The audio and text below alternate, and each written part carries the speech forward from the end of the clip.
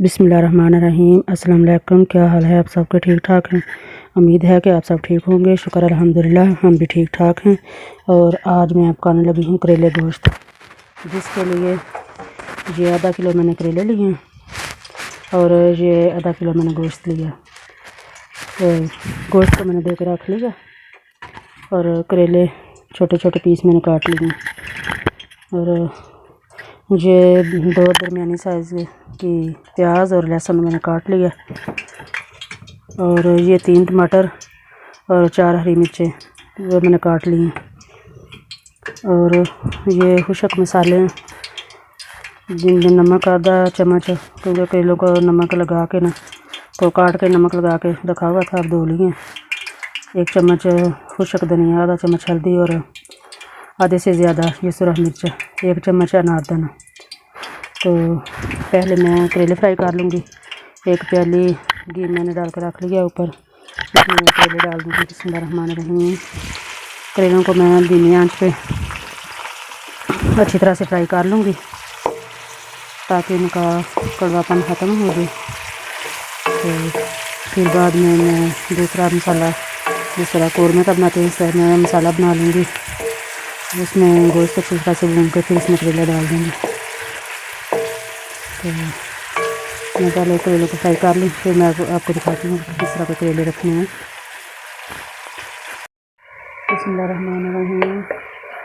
तो ये देखिए ये करेले मैंने फ्राई कर लिए और अब मैं इनको इस प्लेट में निकाल लेती हूँ और इसी घी में मैं मसाला भून लूँगी।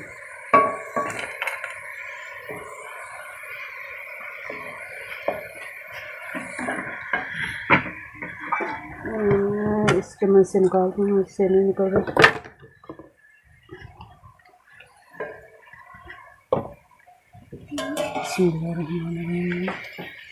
इससे भी अच्छी तरह निकल जाएगा इसमें से। तो अब मैं मसाला भून लूँगी इसी घी में। वो घी डालूँगी 1 कप जो है मैंने घी इसमें इस्तेमाल किया। आपको पता है कि ये जो सूखी सब्जियाँ बनती हैं ना, इनमें ये घी की वजह से बनती है, पानी तो इनमें इस्तेमाल होता नहीं, तो इसलिए मैंने घी ज़रा ज़्यादा इसमें इस्तेमाल किया। तो अब मैं इसमें प्याज और लहसुन डाल दूँगी बिस्मिल्लाहिर्रहमानिर्रहीम इसी घी में।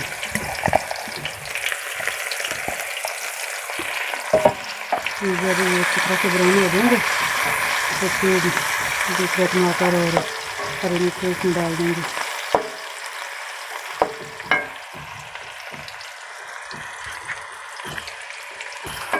तो इसको आस्ता से भूनते जाएंगे।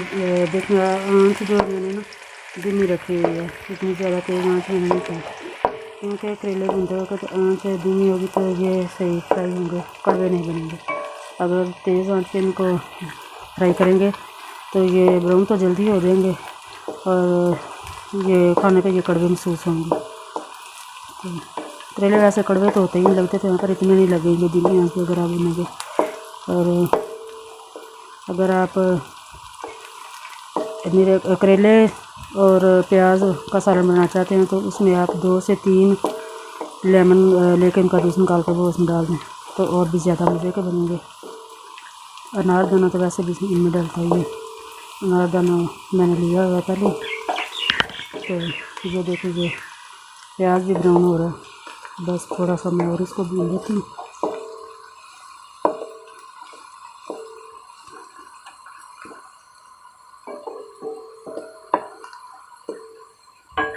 और अब बिस्मिल्लाहिर्रहमानिर्रहीम। तो ये लहसुन और प्याज ब्राउन हो गया और अब मैं इसमें टमाटर और हरी मिर्च डाल दूँगी बिस्मिल्लाहिर्रहमानिर्रहीम। तो इसको अच्छी तरह से मिक्स करके फिर साथ में दूसरे मसाले जैसे सकूँ वो सारे मैं इसमें डाल देती हूँ बिस्मिल्लाहिर्रहमानिर्रहीम। तो साथ ही ये सारे मसाले भी ऐड कर दूँ।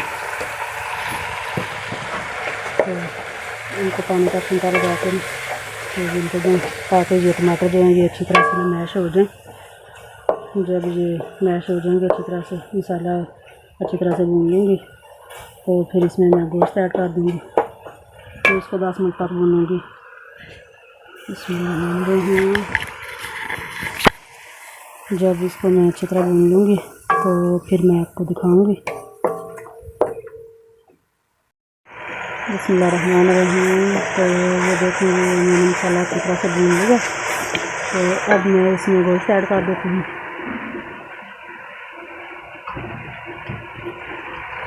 बिस्मिल्लाहिर्रहमानिर्रहीम। इसको मैं दो टोकरी में रखा हुआ था ताकि इसका पानी खुश्क हो जाए। तो मैं अब इसको अच्छी तरह से तकरीबन 10 मिनट तक मैं इसको भूनूँगी ताकि गोश्त में से कच्चापन ख़त्म हो जाए।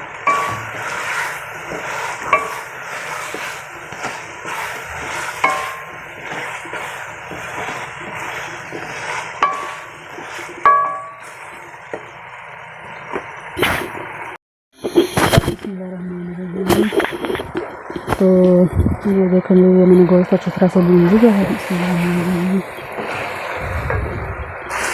अच्छी तरह से मैंने इसको भून लिया और धनिया भी मैंने इसमें ऐड कर दिया। तो यहाँ पे ये 4 हरी मिर्च जो दरमियान में काट लगा के मेरे पास ये बड़ी बड़ी थी तो मैंने ये डाल दी। इस तरह एक दफ़ा अच्छी तरह मिक्स कर लें और आँच को बंद कर दें, चूल्हा बंद कर दें और इसको 2-3 मिनट तक बंद के रख दें। तो फिर अब मैं आपको प्लेट में निकाल के दिखाती हूँ कि ये सालन कैसा बना। बिस्मिल्लाहिर्रहमानिर्रहीम। तो ये देखिए ये करेले गोश्त पक के तैयार हो गया। ये बड़ा मज़े का सालन बना है और इसकी खुशबू भी बड़ी प्यारी आ रही है। तो प्लीज़ आप मेरे चैनल को सब्सक्राइब करें, लाइक और साथ शेयर भी करें। Thank you.